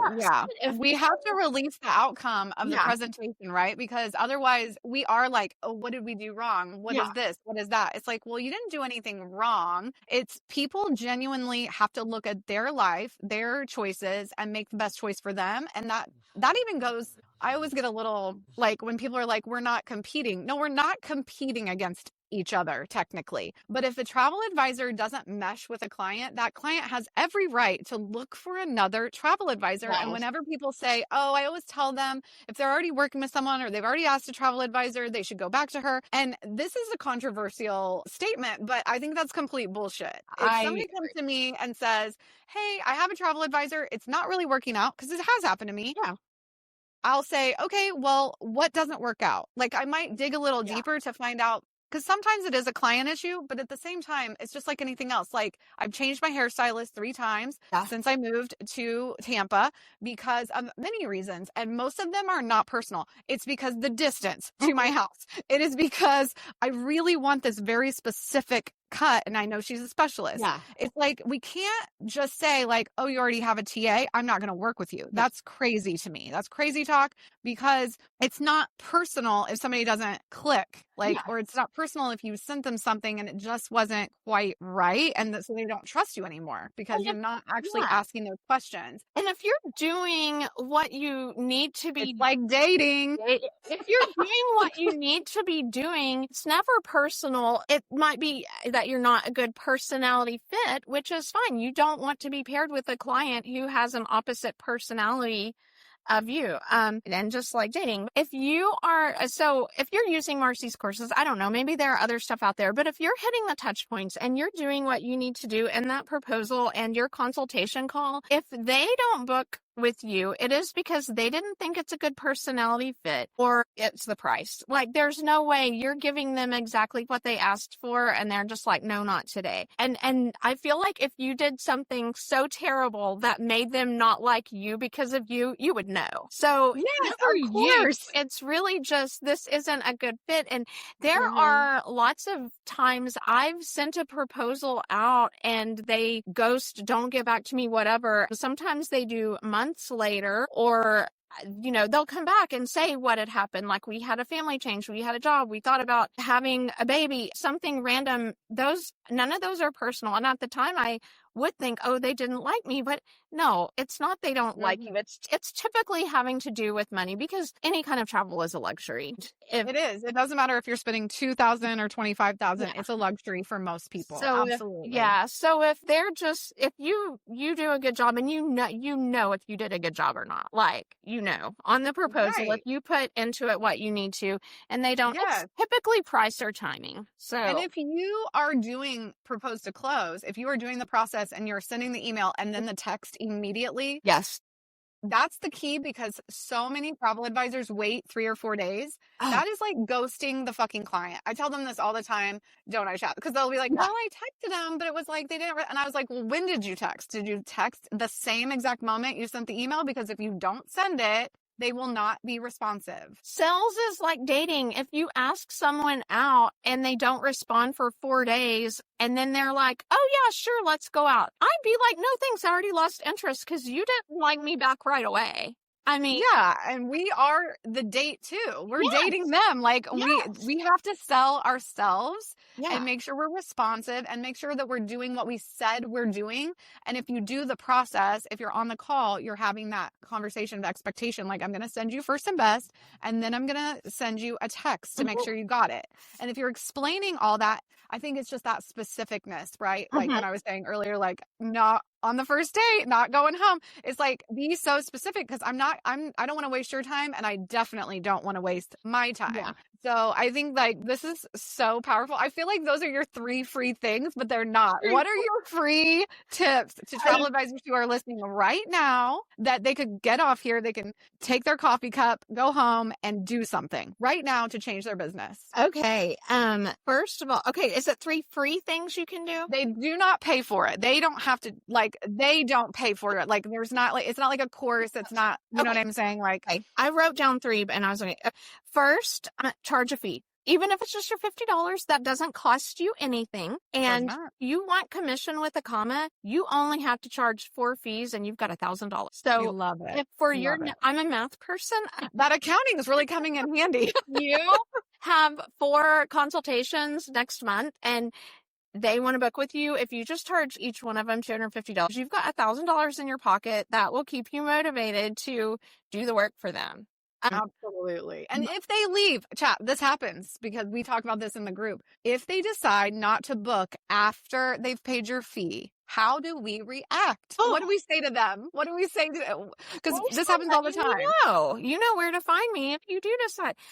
Y'all, I've collected so many fees that they end up not booking. And some of them are like, okay, great, but we found this on Costco. And I am like, okay, great. Thank you for letting me know. But I got my $250. So right. We have to release the outcome after we've done the work we said we're going to do. Yeah.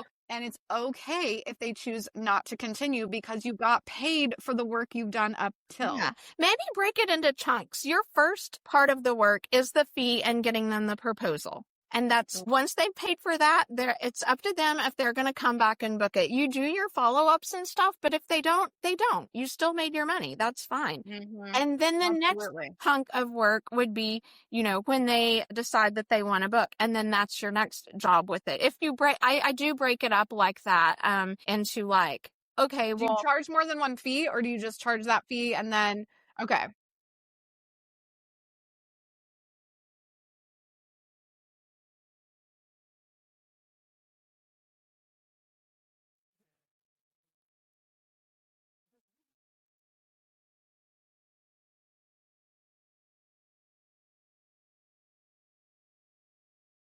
And it's not personal, guys. It's just not clicking with them. And that's not the same thing as taking it personally. And honestly, the last one that this happened, it did click because he said, we love this resort, but we found it on Costco. We're going to use our Costco card and get cash back. And I was like, you know what? Great. That's great. Like, I'm glad you found that deal because I got paid for the hour of work I did setting on the call and putting together their proposal. So that work is paid and done. And then, when they come back, I do all the work for the trip and the servicing them through the trip and afterwards. And that's where you get paid your commission. So if you just think, they hired me to give them a proposal, I gave them their proposal. What they do with it is up to them. And then you don't take it so hard.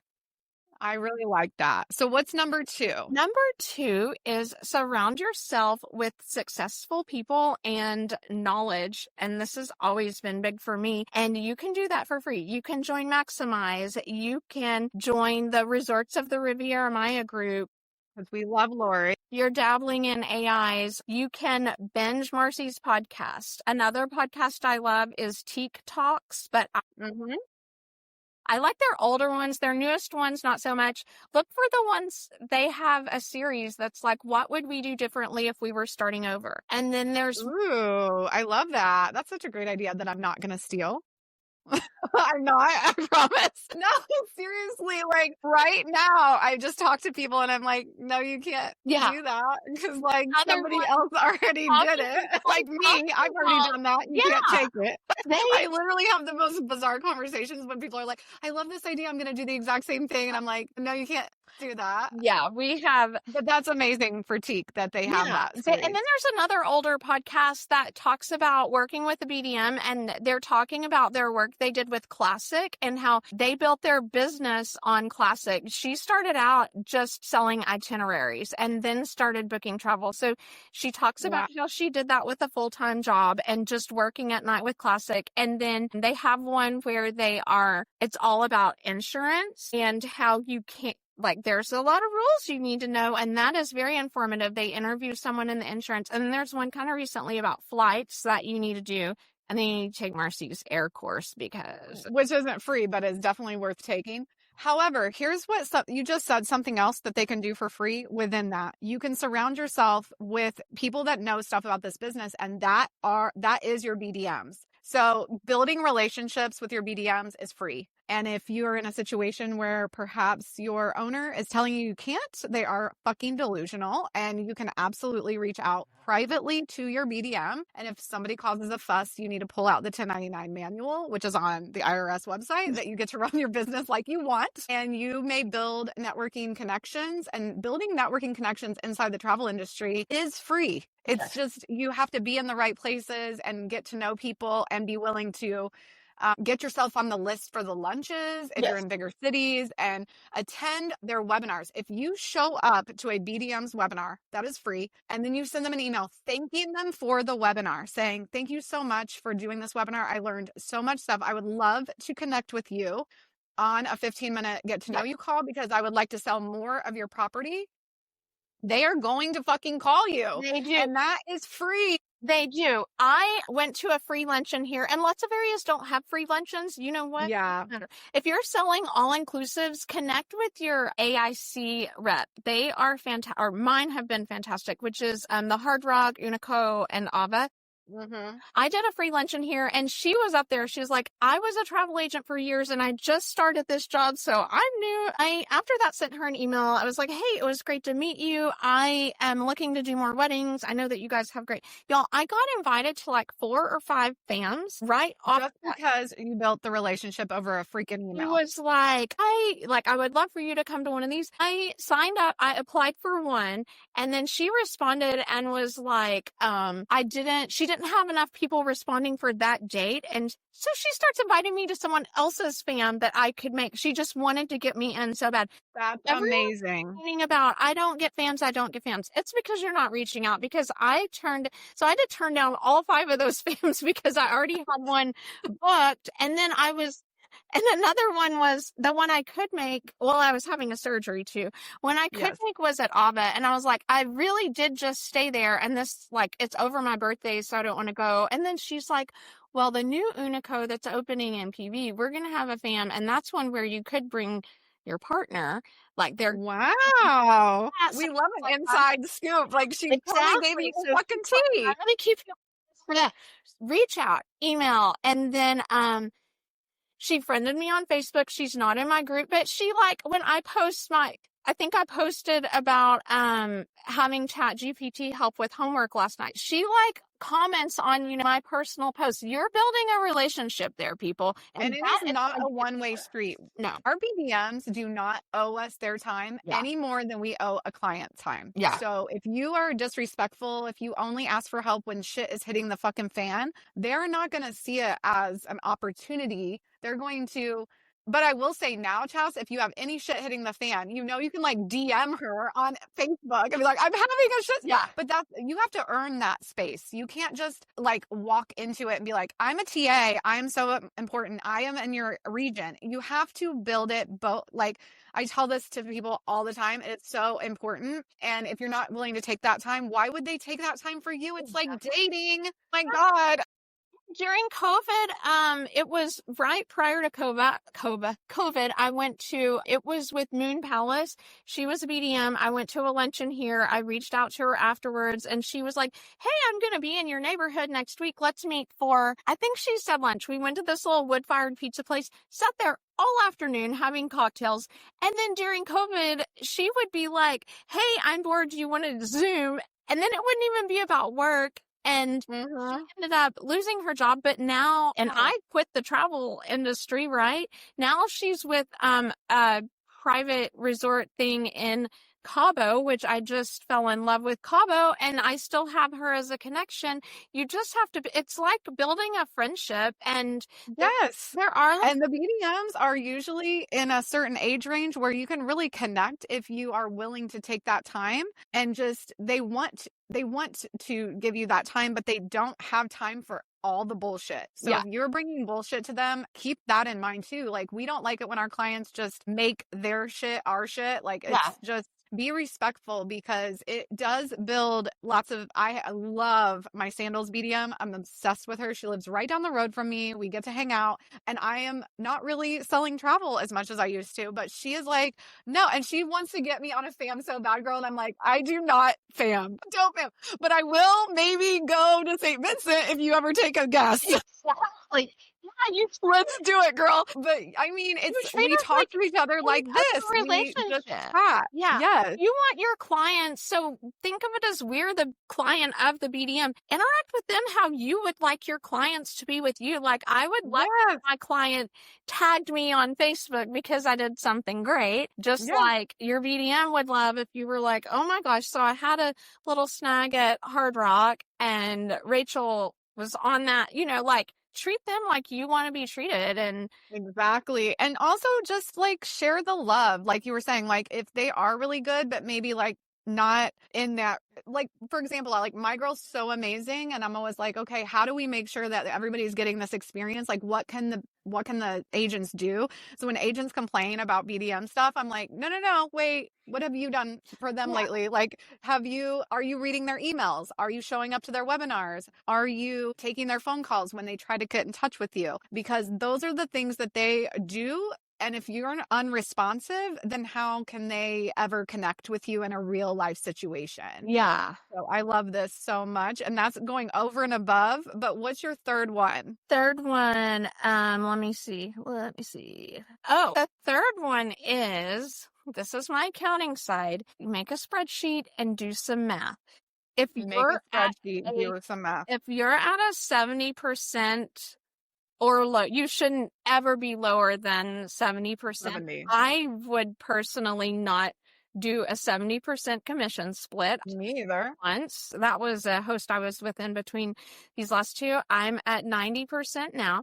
If you are paying, I don't know how much annual or $75 a month fee and you're at 70%, you're losing so much money. Type in your sales, figure out what 70% of that is, figure out what 80 and 90% is, and say, I'm throwing away thousands of dollars for only $400 a year. I can bump up here. I can bump up there. Changing hosts is not as scary as people make it.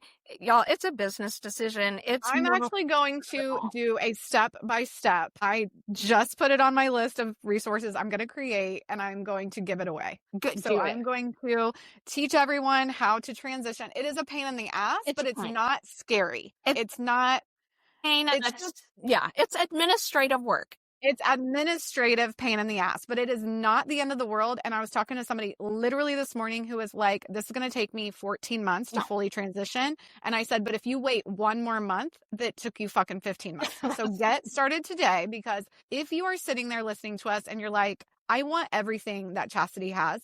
She has done every damn thing I have ever said to do. And I'm just getting goosebumps because I know how far you have come in such a short time, like blowing it out of the water now. And it is because she has taken the time to run the numbers, get her system set up, and calendar control, like 100%. Like, of course, charge the fees and level up your spend and all that. But at the end of the day, if you want to make real money and have the business you want, she's not wrong. Yeah. Get out of the 70%. Definitely get the fuck away from the 60 and 50%. Like, what is even that about? And y'all, that's ridiculous. I am not mean. I can be direct. If you need help running numbers, send me a message on Facebook. It takes me 4 seconds and I will do it for you. I've done it for a couple other people. And changing hosts is a business decision. It's like just leaving a corporate job. Some of these hosts take it way too personally. Like, I think it's probably again not about the small. It's them. It's like dating. It's not about that. It's about you as the agent. Yes. And when you're leaving and your host is making it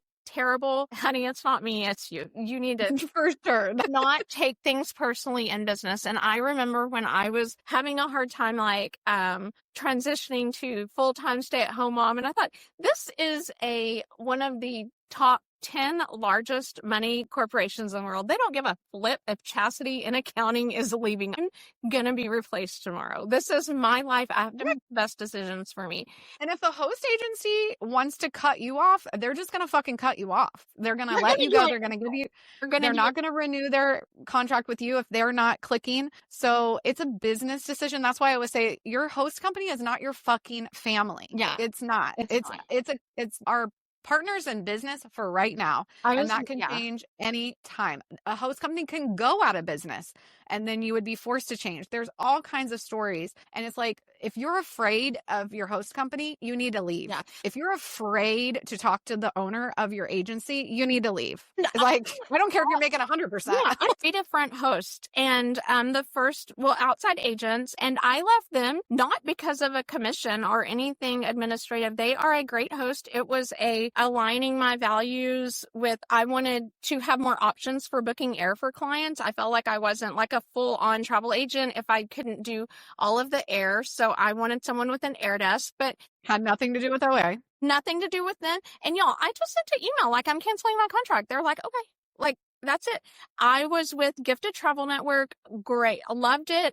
Their training is top notch, but it was only 70% and their fees are really high. And I did the math.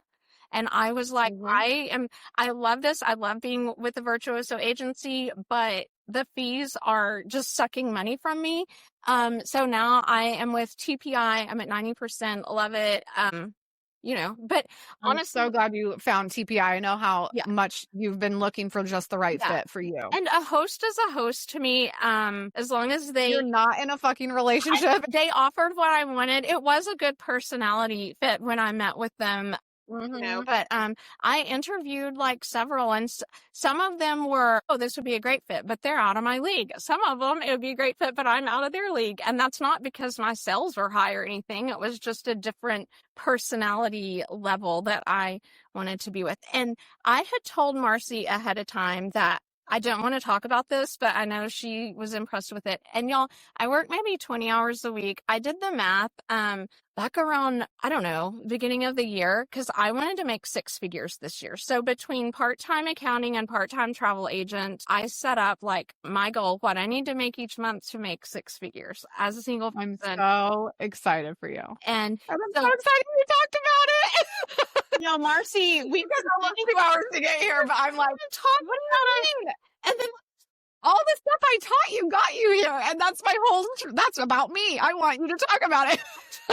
Morning, because like I'm sending this to my friends and family to listen to. I don't want them to know my money business, but it doesn't matter. I'm literally like paying I'm running one house.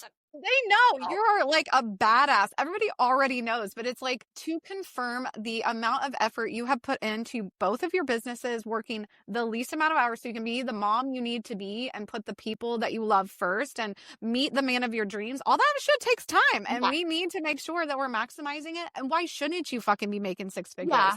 Like everybody deserves it. Yeah. Everybody listening right now deserves the business they want, the life they want, the relationships they want. And you can't have that if you're being held back by basic ass shit and shitty hosts. Yeah. Like, yeah, it's not a thing. I never thought this would be possible. Like when in my 20s, I did make nicely into 6 figures in my corporate job. I quit to have my kid, and I was like, that's something I'll never see again because I can't be at that career level while also being a mom. And then as a single person, like, oh my God, running this whole, I never thought it was possible. I was bored one day and made a spreadsheet to see if it was. And I was like, here's what I make in accounting. I know that I can bump it up in travel and I can get there fairly easy. It's just, if you know what you're worth, if you know what you sell, if you're niched, she does destination weddings, she does honeymoons, she's romance travel. If I took out the fees, I wouldn't be close. But I made, so okay. I'm not going to say how much I made, but I'm doing good.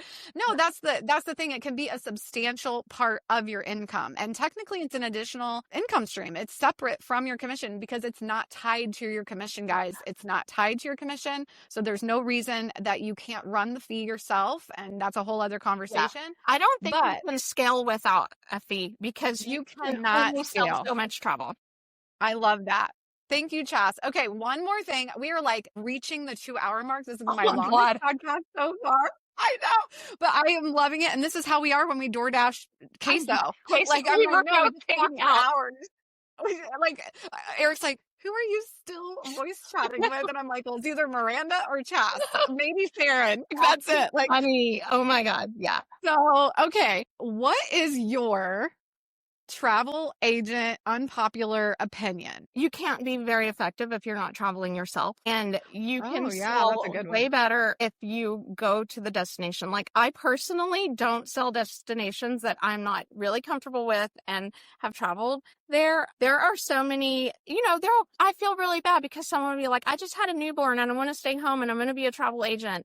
What can I do? I'm like, you need to take care of your baby. And then when they're in kindergarten, when you can travel, or they're like, hey, we just don't have, I can't travel and I can't, how can I make this business successful? You can read all you want. You can do all the trainings. You can watch all the YouTubes, but that is like describing a menu item or your favorite food to someone when you've never tasted it. Ooh, so true.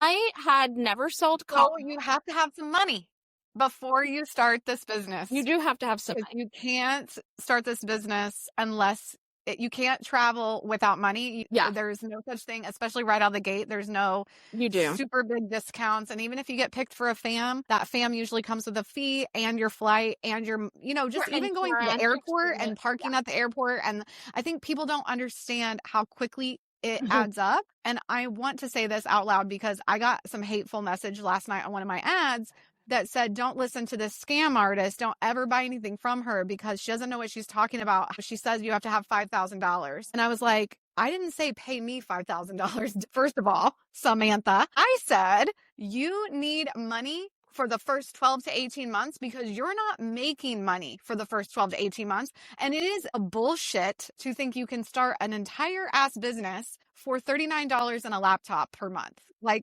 please fucking quit saying it. So these MLM princesses are all up in my shit.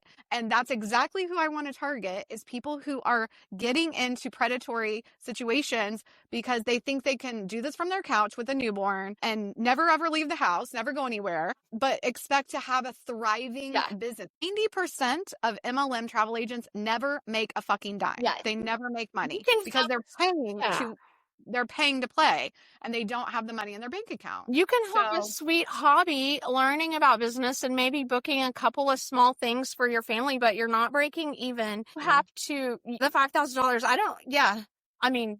It's just $5,000. And I don't care. I mean, and I know that sounds like a lot of money, but like if you don't have $5,000, you'll blow through $5,000 in your travel business in less than a year. Like if you're doing it right, if you are setting up your business, if you are getting an account, like if you're understanding the investment of not just time, but that money. And it's like, I'm not the scam artist. I'm just telling you that there are scam artists out there and they sometimes look like they're in an MLM. If it looks like an MLM and it sounds like an MLM, if anybody's your upline or you're in some group with several other agents and somebody's making money off of that group, it's an MLM. You do, yes, if you don't have $5,000 extra, do something, sell your kids' old clothes, go drive DoorDash or Uber, or not, I mean Uber, DoorDash. No Ubers, we're not Ubering as women, but guy who would just sign up to do DoorDash on like football days and make a whole bunch of money while there's a football game because everyone orders their food and wings. Save up, do some, like getting a divorce and not having a job other than like 2 bookkeeping clients. I was scared shitless. And then when they said, you don't get money until things get straightened out with your divorce, I'm like, oh my God, like I get half the assets, but I don't get them until it's final. I was like, what? Like in my head, what am I going to do if I can't pay the bills? And I was like, I would have driven DoorDash. My thing was like, go get a job as a bartender at a high-end restaurant. Oh, for sure. That's what I did when I first started. I was a barista at Starbucks. Like I worked 4 a.m. I would go in at 4. I would open up the store. Yeah, girl. I work the fucking drive-through. And that was when they cash tipped you out at the end of every week. And like, it was awesome. And we would just, I was wrap around the building Starbucks. It was like crazy. I would get off at noon. I would come home. I would do a few hours of travel. And then for a time, I also was serving and bartending. So, it's a hustle. Like that part was a hustle for me back then. And I don't necessarily think you have to do all that now, but if you do not have money and you make a mistake or you want to invest in something or you want to go on a fam, like where's that money coming from? And if you mix your personal and business, as Chasity will tell you, don't fucking mix your personal and business money. And that's the case with any business. You can't start a legitimate business with nothing. Even if you're signing up for one of the direct sales, you have to have your money to start it. And then even so, me as an accountant, I paid, I have a degree, but if I didn't and I wanted bookkeeping clients, I would have paid $5,000 for training. I have to pay for softwares for my accounting. Like there's just costs that you have with the business. You can't run a business for free. I've seen the financials of everything. You cannot run a business for free, but you can't run a business for free. $5,000, you need to travel. It makes you just much more legitimate and much more effective as a travel agent. Love it. We're going to mic drop because it is a full 2. So if you were here the whole time, we love you for that. And I just love that we got to have one of our DoorDash nights on the pod today. Single mom running all the businesses, found the love of her life and still just like showing up, like just giving to her clients. I'm just obsessed with you, Chaz. I'm so happy we got to have this time together and I can't wait till we actually get to we should have a Betty moment. I know. I'm all talking about it in Maximize in front of 13,000 people because Betty can fit 4 people comfortably. No, she can fit 6. Us, Jude, and Georgia. That's all we Like, yes, like for sure. Like a little girls weekend, we could absolutely do that. But if you want to connect with Chasity outside of this, she's Luxury Travel by Chasity, which I love the basic, simple, straightforward name. And we're going to put all her links and all her ways to get in touch, her group. TAs, don't try to join Chastity's group because she follows the rules. But otherwise, you know, you can connect with her if you have a little accounting question and anything else. So we love how, guys. Thank you so much for listening today. And Chas, thank you. Okay, thank you. Bye. Bye. That's a wrap on today's episode, friend. Thanks for hanging out with me again on the No BS Travel Advisor podcast. I hope you're leaving this episode feeling fired up, inspired, and ready to take back control of your business. And let's be honest, your fucking life. If today's episode hit home, do me a favor and share it with your fellow travel advisors who need to hear this. And don't forget to leave a review. Your support means the world and helps me reach more badass advisors like you. And hey, if you've got a story to share or some no BS advice of your own, you've taken a course or two of mine, maybe you've been a coaching client, I want to hear from you. Head to my website to apply to be a guest. I'd love to feature you on an upcoming episode. Until then, you fucking got this. Keep being bold, keep being unapologetic, and keep building the business you fucking deserve. This is Marcie Muensterman signing off with zero fluff and a whole lot of heart.